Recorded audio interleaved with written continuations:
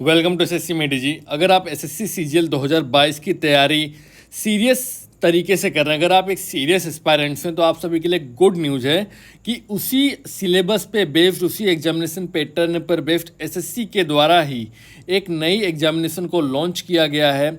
एक नई recruitment launch की गई है जिसका नाम है scientific assistant in Indian meteorological department examination 2022। ये जो रिक्रूटमेंट है, ये रिक्रूटमेंट हर साल नहीं आती, ये 3 से 4 साल में एक बार आती है। और मुझे समझ में नहीं आता कि सरकार को अचानक से क्या हो गया कि हर एक डिपार्टमेंट में अचानक में बम्पर वैकेंसीज दी जा रही है। सीजीएल में इस बार 20,000 प्लस वैकेंसी दी जा रही है और इसमें भी काफ़ी अच्छी खासी वैकेंसीज हैं। तो इस नोटिफिकेशन को कौन कौन इस एग्जामिनेशन के लिए कौन कौन भर सकता है, कौन कौन नहीं भर सकता, जो जो काम की चीज़ें हैं नोटिफिकेशन में, उसको हम देख लेते हैं। क्योंकि नोटिफिकेशन जो टोटल 47 पेज का है, लेकिन हमारे लिए जो जो काम की चीज़ें हम उसको देख लेंगे। सबसे पहले जो एग्जामिनेशन डेट है, जो एग्जाम एप्लीकेशन भरने की, जो फॉर्म भरने की डेट स्टार्ट हो रही है, वो 30 सितंबर 2022 मतलब कल से स्टार्ट हो गई है। और ये 18 अक्टूबर 2022 मात्र 18 दिन तक ये भरी जाएगी। लास्ट डेट है भरने की 18 तारीख है। अगर आप चालान के थ्रू पेमेंट करना चाहते हैं तो 19-20 तारीख इसकी ये डेट है। और जो एग्जामिनेशन कंडक्ट कराई जाएगी वो इसकी एग्जामिनेशन दिसंबर 2022 में मतलब सीजीएल 2022 के साथ ही कंडक्ट कराई जाएगी। अगर आप सीजीएल की तैयारी कर रहे हैं तो आपको इसके लिए कुछ भी एक्स्ट्रा पढ़ने की ज़रूरत नहीं है, इसकी तैयारी आपकी अपने आप ही हो जाएगी। तो ये फर्स्ट डिटेल्स थी। दूसरी डिटेल्स अगर हम देख लें तो यहाँ पर जो टोटल वैकेंसी है, टोटल वैकेंसी दी गई है 990 वैकेंसीज, जो कि काफ़ी ज़्यादा है। 990 वैकेंसीज आ जाना एक ही डिपार्टमेंट के अंदर, ये काफ़ी ज़्यादा वैकेंसीज को मानी जाएगी। अगर अब दूसरी चीज़ों की बात करें तो यहाँ पर जो रिजर्वेशन का क्राइटेरिया है, रिजर्वेशन का क्राइटेरिया जैसा कि सभी में आ रहा है, एसटी, एससी, ओबीसी, पीडब्ल्यूडी, वो सेम ही चला आ रहा है, उसमें कोई बदलाव नहीं किया गया है। और एक इसमें एक चीज़ आपको समझनी होगी यहाँ पे, the post of scientific assistant being a group B post, क्योंकि जो पोस्ट ऑफ साइंटिफिक असिस्टेंट की जो पोस्ट है वो एक ग्रुप बी पोस्ट है, इसलिए there is no reservation for ex serviceman category. Ex serviceman category वालों के लिए कोई भी यहाँ पर रिजर्वेशन नहीं रखा गया है। अगर हम आगे देखें जो इंपॉर्टेंट चीज़ें नोटिफिकेशन में, तो नोटिफिकेशन की जो फ़ीस है, जो ये एग्जामिनेशन की फ़ीस है, मात्र 100 रुपये फ़ीस है। और इसमें कोई बहुत बड़ी बात नहीं है, नॉर्मल फ़ीस जो इतना एसएससी रखती है वही रखी गई है। एग्जामिनेशन पैटर्न की बात करें तो एग्जामिनेशन पैटर्न में 2 पेपर होंगे, पार्ट 1 एंड पार्ट 2। ठीक है। जो examination the commission will conduct a computer based examination comprising 200 questions carrying 200 marks for 2 hours. 2 घंटे में आपको 200 क्वेश्चन दिए जाएंगे जिसका 200 मार्क्स होगा। मतलब एक क्वेश्चन 1 नंबर का, 200 क्वेश्चन है तो 200 नंबर का। पहले 100 क्वेश्चन जो एग्जामिनेशन है एसएससी की, सेम जो प्री एग्जामिनेशन होती है, सेम है कि आपकी 25 नंबर की रीजनिंग आएगी, 25 क्वेश्चन होंगे। 25 नंबर का मैथ्स आएगा, 25 क्वेश्चन होंगे। 25 नंबर की इंग्लिश आएगी, 25 क्वेश्चन होंगे। और 25 नंबर का जीएस आएगा जहाँ पे 25 नंबर होंगे। और 100 नंबर दूसरे एक्स्ट्रा पेपर 2 जो होगा वो 100 नंबर का होगा। इसमें सब्जेक्ट एक्सपर्ट के मतलब आप कोई भी जो एक सब्जेक्ट चूज़ करेंगे उसके आधार पर उसको उसी सब्जेक्ट से रिलेटेड क्वेश्चन आएंगे। चाहे आप फिजिक्स चूज़ करें, कंप्यूटर साइंस या इंफॉर्मेशन टेक्नोलॉजी को चूज़ करें, इलेक्ट्रॉनिक्स या टेलीकम्युनिकेशन इंजीनियरिंग को चूज़ करें, उसके आधार पर आपका पेपर 2 कंडक्ट कराया जाएगा। और ये ऑब्जेक्टिव एग्जामिनेशन होगी, हिंदी और इंग्लिश दोनों भाषाओं में पेपर दिया जाएगा।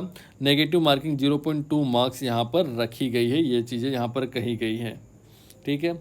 और अब आगे देखें तो नोटिफिकेशन में जो इम्पोर्टेंट चीज़ है, अगर हम सिलेबस की बात करें तो सिलेबस में रीजनिंग का सेम सिलेबस है जो एसएससी में अभी लिया जा रहा है, एसएससी सीजीएल सीएचएसएल एमटीएस में।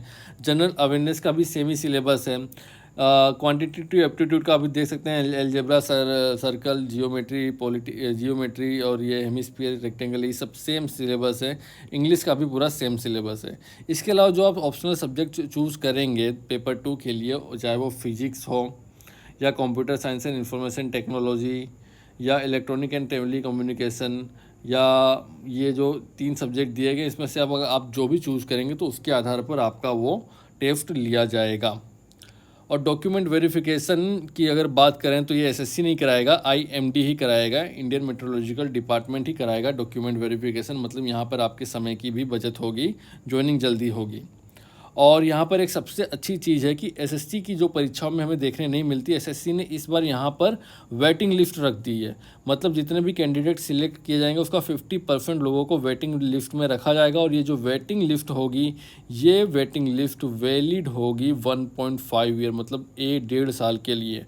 अगर यही सेम वेटिंग एसएससी अगर आज एमटीएस, सीएचएसएल या सीजीएल में ला दे तो लगभग सभी का सिलेक्शन हो जाएगा। तो ये थी ओवरऑल सारी चीज़ें। अब ये लास्ट क्या है यहाँ पे, फ़ीस तो आपको 100 रुपीज़ दें। तो ये सब इंपॉर्टेंट चीज़ें, एजुकेशनल क्वालिफिकेशन हम देख लेते हैं कि कौन कौन इस फॉर्म को भर सकता है, कौन कौन नहीं भर सकता है। लेकिन उसके पहले एक वोकेबुलरी स्पेशल ई बुक वॉल्यूम 1 जो मैंने लॉन्च की है, इसके बारे में आपको बताना था कि ये जो ई बुक है ये पूरी साइंटिफिक तरीके से डिज़ाइन की गई है। यहाँ पर प्रत्येक जितने भी वर्ड हैं उनका हिंदी और इंग्लिश दोनों मीनिंग दिया हुआ है, जिससे आपको समझने में आसानी हो। इसके अलावा जो ये वर्ड है वो न्यूज़पेपर के आर्टिकल के टाइटल में किस तरह से यूज़ किया गया है वो दिया गया है। फिर जो न्यूज़ है उससे रिलेटेड थियरी में ये वर्ड को किस तरह से यूज किया गया है वो दिया गया है। इसके अलावा एक करंट अफेयर्स पर बेस्ड एक और डिफ़िकल्ट सेंटेंस में इस वर्ड को कैसे यूज किया गया है ये दिया गया है। इससे क्या होगा, इससे आपकी जो अंडरस्टैंडिंग बढ़ेगी, वर्ड को याद करने के लिए आपको रट्टा नहीं मारना पड़ेगा। और ये ई बुक आपको ये सिखाएगी कि आपको बिना रटे हुए वोकेबुलरी को पढ़ना कैसे है। आपको वन लाइनर वोकेबुलरी नहीं पढ़ना है, आपको इस तरह से वोकेबुलरी पढ़ना है। इसकी लिंक भी मैंने डिस्क्रिप्शन में दे दी है इसको डाउनलोड करने की। अगर हम एजुकेशनल क्वालिफिकेशन की बात करें तो ये काफ़ी ज़्यादा इम्पॉर्टेंट हो जाता है, क्योंकि ये देखिए एजुकेशनल एसेंशियल एजुकेशनल क्वालिफिकेशन यहाँ पे दिया गया कि bachelor's degree in science with physics as one of the subject computer science, information technology and computer application.